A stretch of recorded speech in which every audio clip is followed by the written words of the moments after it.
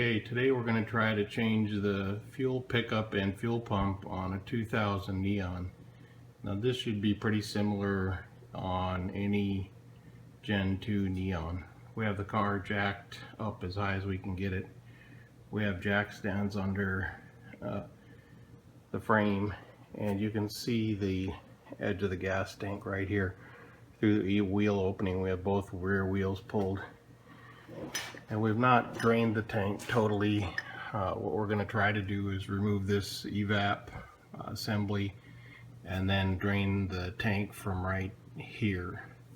So to start with, we take off these two bolts, and there's a third bolt on the back side that's on the tank hanger strap actually, and then the evap assembly will drop out of the way. Now we're looking in from the wheel well,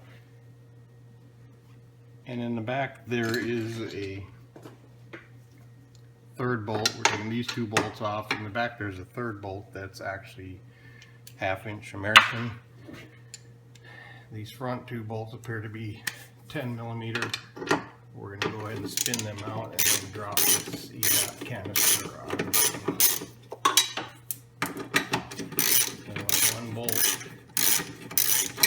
There went one bolt. And this drops out of the way, so we'll be able to disconnect the fuel filler hose here and siphon out any fuel left in the tank, mainly to reduce the weight.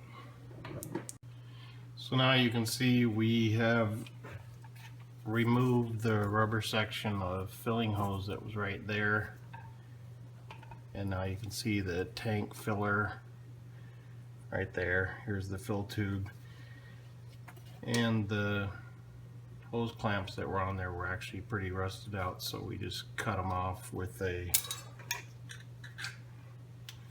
Dremel with a cutting wheel, and we'll just put new ones on. Okay, now we're about to start letting the tank down. We have our big jack holding the tank up. The car is on jack stands, and then we jack this up tight so it's holding the tank. Then we'll go around to the rear of the tank and we'll take off the strap screws. You can see there's the strap. You follow it around the top, there's a screw there, and there's one on the other side on that strap screw over there. So now we're going to undo those two strap screws. Now we're going to capture what hose was here where so we can take off this evap. The one that was coming from the tank filler here was on this side of this T. Now we should be able to drop the whole evap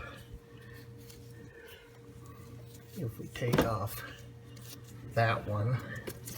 That was the top of the T, and this one that was going to the engine. This one here goes to the engine. Now with the evap canister gone, these are the hoses that worked on it. You can see easily, you can see right behind here the tank strap bolt, which is a 15 millimeter. Okay, now we have the two straps loosened, and the tank is, there's the strap right there, and the tank is actually sitting on the jack now, and it's maybe a couple inches down from the body of the car. Now we're going to unhook the electric lines and the fuel line. So there's three things that got to come off here. This electrical line, the electric line for the fuel pressure sensor, and then the fuel line over here. Those three have to come off, and then we're ready to drop the tank. Now this electrical fitting also has a latch that you have to undo before you can pull it. This red tab back here, you have to push it out. So once that is all the way out, then this should pull off. And then the fuel fitting also has little tabs. You can see the little blue tabs there have to be pushed in order to pop the fuel fitting off. So you want to make sure you remove those properly so you don't end up wrecking them. And after removing the 3 remaining wires, or actually 2 wires and 1 fuel line, it essentially just slides out off over the straps and you can pull it right out with your jack.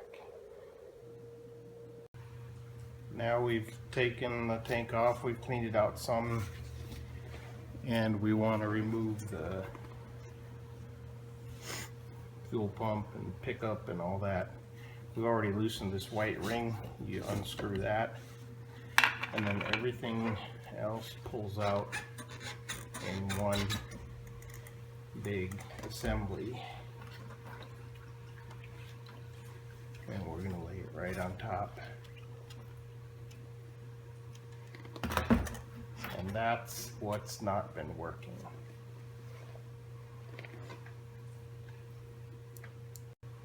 And there's also a rubber gasket on the inside of this neck that we shouldn't need because a new one comes with the new pump. Now we'll take the new gasket and put it in here.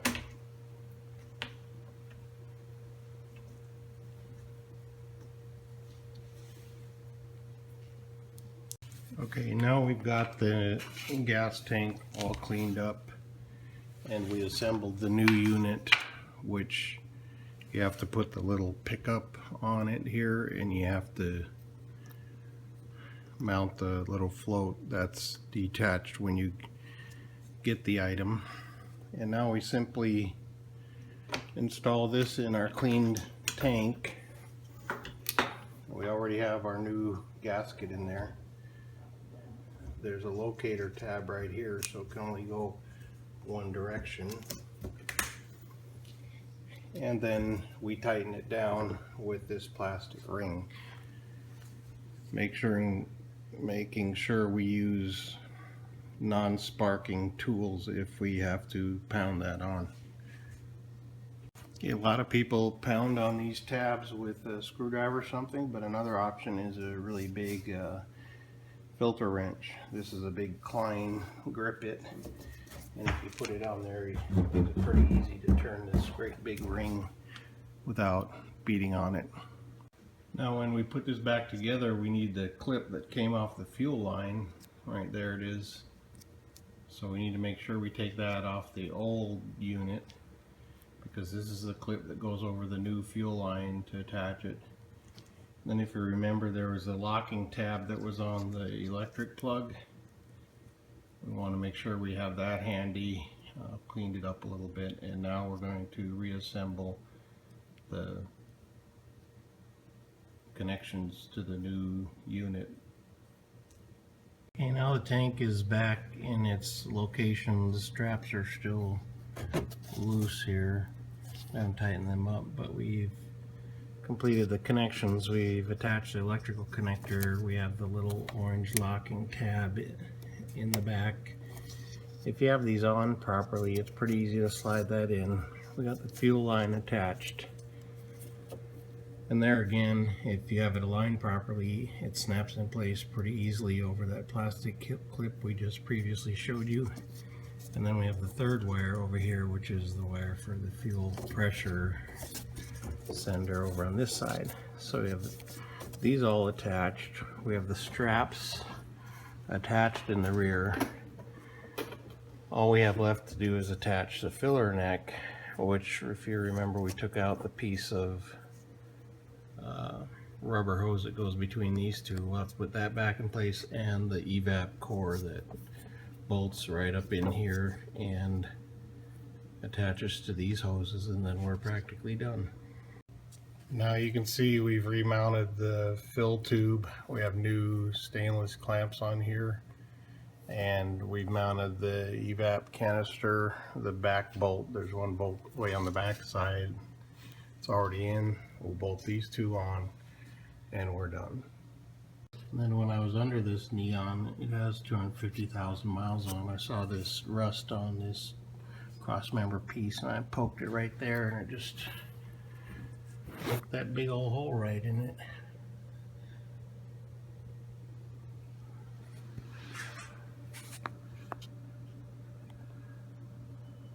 This is the fuel pump for a 2000 Dodge Neon that I bought at AutoZone. It's a Dephi, which is a good reputable brand name. It was about 3 times as much money as the other cheap knockoff, but the cheap knockoff, when I got it in the tank, the fuel gauge did not work, so I yanked it right back out and went and bought a good one, and I'll return the other one. Let's see if we got part number on here. Yep, there's a part number. This is limited lifetime warranty as well. They actually have a helpline and support like that if you need it. And this actually came with some instructions, which aren't really needed, but they're here. And the other interesting thing about this one, it came all together. And on the cheap one, you had to attach this pickup piece yourself. It was a little different. You had to press fit it. But on the Dephi part, it was all together, well packed in this box with packing pillow material. And even though it was twice as much money, I mean 3 times as much money, I'm actually pretty happy with it. Slapped it in, it worked perfectly, no problems.